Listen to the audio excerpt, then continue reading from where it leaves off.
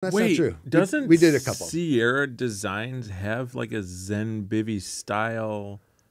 Is that The backcountry bed? Yeah. Yeah, the backcountry. Is that you? That was me. That was me. Yeah, the What? backcountry bed. The idea of that catenary hole. You know how there's a Yeah, hole in yeah, the front of that? Yeah.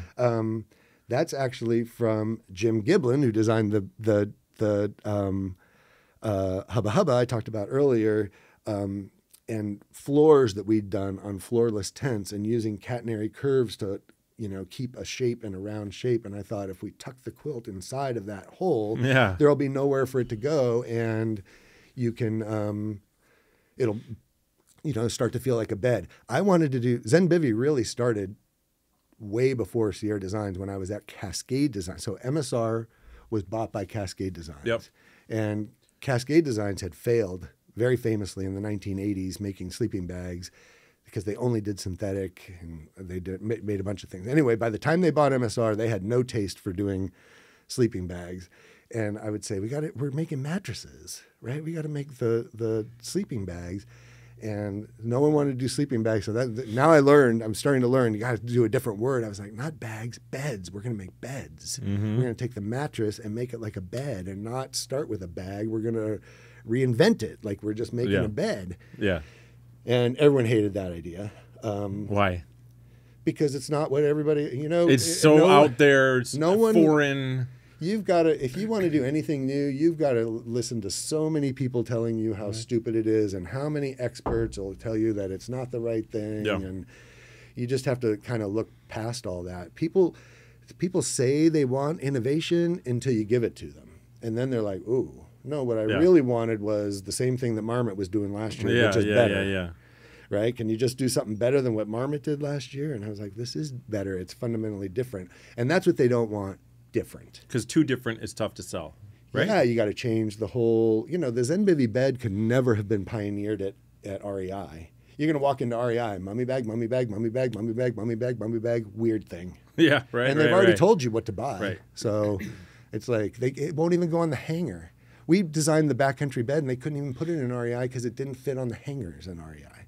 There was no way for them to even show it, because it didn't fit on a hanger, and it was like this weird, attached to sort of the mattress. So you were going to be one of those guys with the screen that everybody watches, like the video player, if you'd had to do it right. Yeah, we did have little signs. We'd have to do little merchandising signs to try and sell new ideas. And people really, the industry talks a lot about innovation, and but the innovation that the industry likes is technical innovation, advancements, materials, down. I have a new down coming that I can talk to you about. New down? New down. Not goose down, not duck down. 900 fill power. What other kind of down is there? Yeah, there's a new kind of down. It's going to be launching this holiday probably with Zenbivy, and it's brand new. It's from, do you know about the eider duck? Have you ever heard of eider down? No. So there's a duck called the eider duck, and it's the most expensive down you can get, because they're not a food source, so they have to collect the down from the nests. And it's incredibly expensive to get it that way, but it's super high loft and very clean, very springy down. And but that's not eider down that we're doing, because that's not a food source. But we're going to use a new species of duck called Muscovy duck. It's a Russian duck. That's just now started to become a larger food source in sort of the southern area of China. And it's very unique because it's a duck that can produce over 900 fill power down. So the big advantage, the reason that your viewers will care about it, is you can get that super high loft for, right now, it's less than a third of the price of goose down. I thought you said it was super expensive. No, did I say that? That was not right if I said that. Oh, maybe you did. Okay. No. Yeah, no, goose down is extremely expensive, but Muscovy down is not.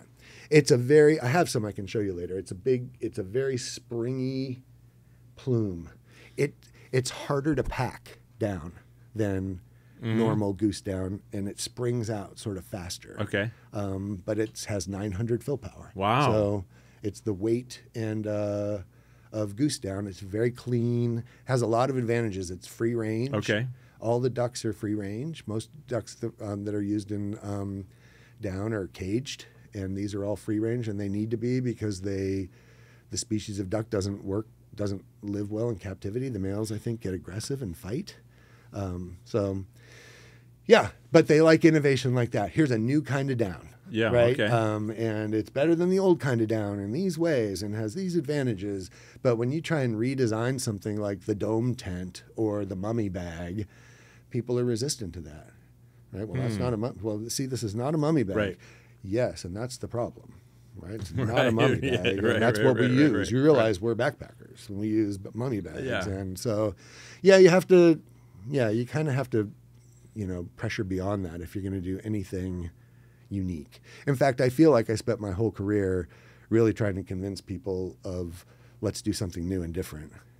And the hardest ones were retailers. So when I started Zenbivy, you notice we have no retailers except for one. Garage Grown Gear is a retailer of ours now. We work with because I like their mix and what they're doing, and I think the brand should be there. But otherwise, we don't work with retailers. And the outdoor specialty retail market in the U.S. is where innovation goes to die, in my opinion.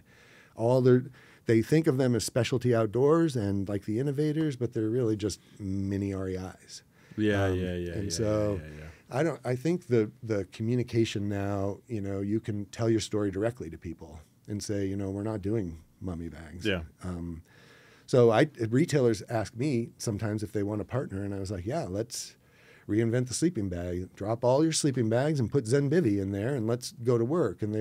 But they want to do mummy weird thing, and I don't want to put my brand next to that. I want to partner with somebody who understands.